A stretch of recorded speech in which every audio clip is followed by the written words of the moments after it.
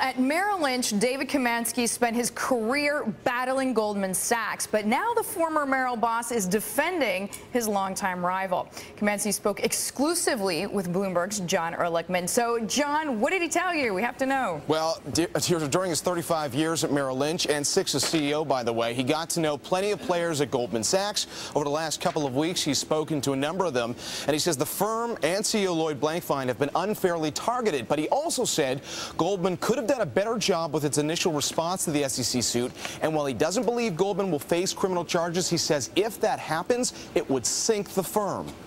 It's very difficult for a firm in our industry to be able to survive a criminal indictment. If you're indicted criminally, many types of clients would be precluded from doing business with you, other governmental agencies, foreign governments. Speaking of the government, Komansky supports financial reform, and he says the push to get rid of Glass-Steagall in the first place was a mistake. Unfortunately, I was one of the people who led the charge to try to get Glass-Steagall repealed. As I sit here today, I regret those activities and wish we hadn't done that. Meanwhile, Komansky says it would not surprise him to see other firms face similar SEC-type charges that Goldman now faces, Deirdre. And, John, just a curiosity question. I mean, Merrill, obviously now part of Bank of America. Did Komansky weigh in on that at all, what he thinks that means for the brand?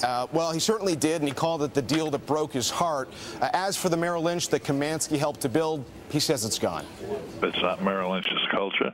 It's not Merrill Lynch's management systems. It's not Merrill Lynch's reputation. It's not Merrill Lynch's capabilities. And it will do well or not well, depending on how well Bank of America can implement their culture and their management.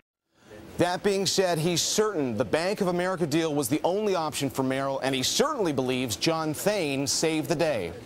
We probably would have kept fighting and running right into the ground the way it happened with Lehman Brothers. Thain, on the other hand, did not have that emotional tie to it. By the way, Eric, it pained him to compliment an ex-Goldman guy. Of course, that's where John Thain started his career.